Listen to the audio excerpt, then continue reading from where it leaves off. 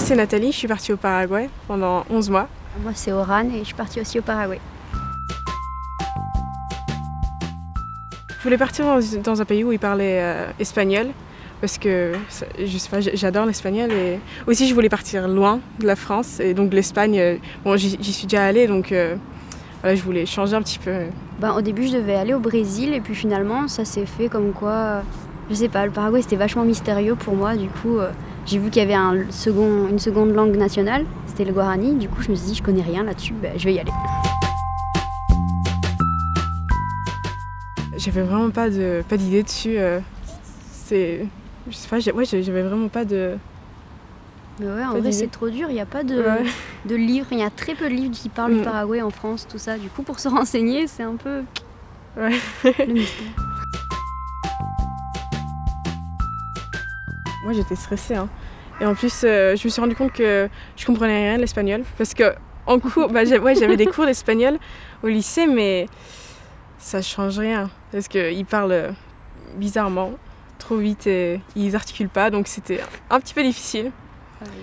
Mais en plus quand j'ai rencontré ma famille d'accueil ils avaient pas l'air si heureux que ça de m'avoir donc c'était un peu, bon, ça faisait un petit peu peur. Mais bon, ça allait, parce que j'étais pas toute seule dans ma ville, donc j'avais des gens qui parlaient, donc ça allait. Quand j'ai vu ma famille, c'était tout nouveau et j'étais toujours souriante comme ça, wow, c'est magnifique, tout ça. Et tout ce que je voyais autour de moi, ça avait beau être soit très joli, soit très moche, je trouvais ça toujours magnifique parce que je disais, wow, c'est tout nouveau, c'est génial. Ouais. Il y avait la langue. Ça, c'était le plus difficile, je crois. Parce que normalement, presque tout le monde parle anglais, même juste un tout petit peu. Mais ma famille, elle parlait pas du tout. Donc, c'était très difficile de communiquer avec eux. Moi, c'était plus... la première semaine, je me suis beaucoup reposée chez moi, tout ça, parce que je pouvais pas encore aller au lycée. Mais c'était vraiment très dur de m'intégrer dans ma classe. Je pensais que ça allait être facile. Et puis parce que je suis assez sociable comme fille normalement. Et puis finalement non, pas du tout. J'avais plus d'amis qui étaient plus vieux que moi. Enfin je me suis fait plus facilement des amis qui étaient en dernière année que ceux dans ma classe. C'était assez dur de passer, déjà quand on parle pas une langue, qu'eux ils utilisent plein d'expressions que tu comprends pas du tout, tout ça. Et voilà, c'était surtout ça ce qui était le plus dur au début. Ça s'est bien passé parce que tout le monde voulait être mon amie et tout parce que j'étais l'étrangère donc c'était assez facile de se faire des amis. Bon après c'était pas des vrais amis mais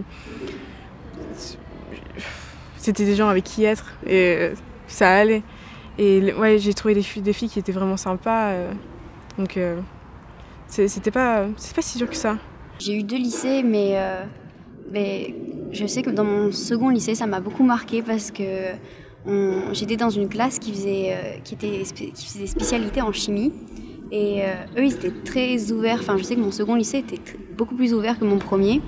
Et ils m'ont, je sais pas, tout appris. Ils m'ont toujours couvé. J'étais un peu le bébé du lycée entier parce que tout le monde était vraiment très bien avec moi. Et je me suis fait des amis très, très proches, tout ça, dès le départ presque. C'était vraiment super.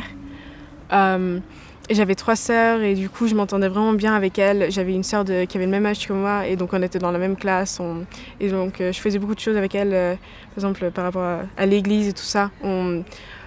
J'allais la voir chanter et tout ça et après on faisait des activités et on partait loin dans d'autres villes.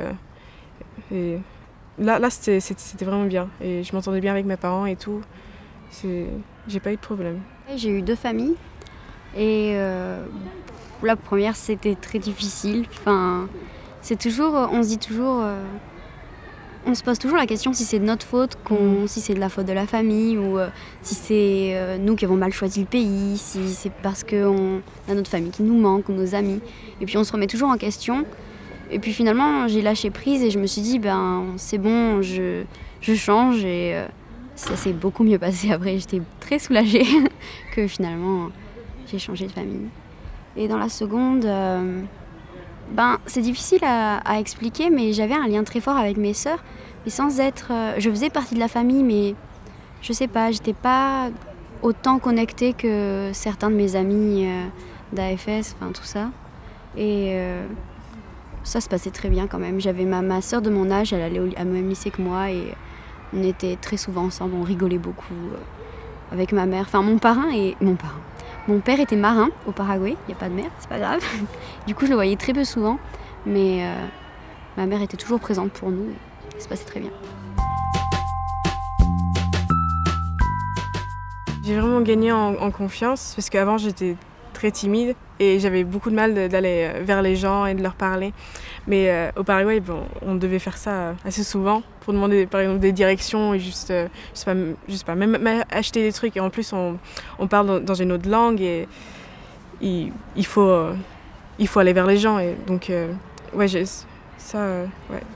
j'ai beaucoup gagné en confiance, mais aussi en maturité, je pense. Je sais que y a plein de petites choses que j'aurais pas faites avant, comme gérer mon budget parce que j'en avais très peu. Enfin, surtout j'ai eu des problèmes avec ma carte bancaire ou faire, je sais pas la cuisine parce que je savais faire, mais faire des choses toutes bêtes que j'aurais pas forcément fait dans mon pays.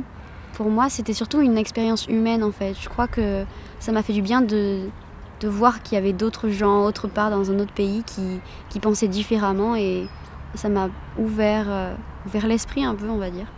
Voilà, je pense que c'était plus important sur le niveau humain. Le premier conseil à donner, c'est de toujours avancer en fait. Et même si on a des difficultés, d'avoir le sourire, de rigoler, de profiter des gens, de sociabiliser, je sais pas, des choses comme ça.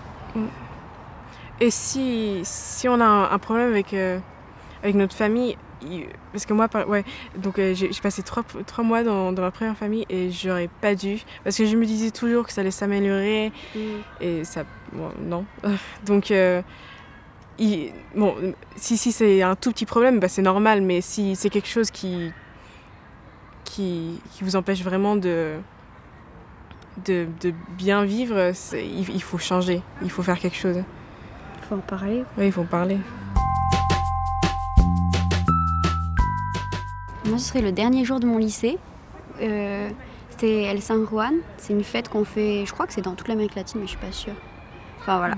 Et nous, on avait organisé un festival dans notre lycée et on a invité un groupe paraguayen de rock à venir chanter pour nous, notre lycée.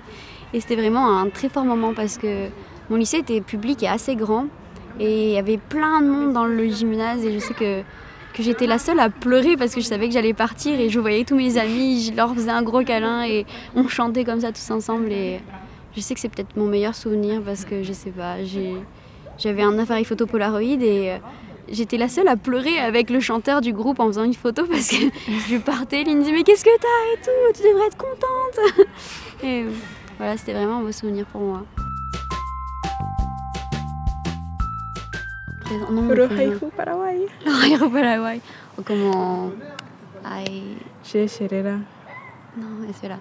Ay... Vai pico xera. Non, Roraiju Paraguay. Bueno, Roraiju Paraguay, c'est ça. Ouais, c'est... Je t'aime. Ouais, je t'aime Paraguay.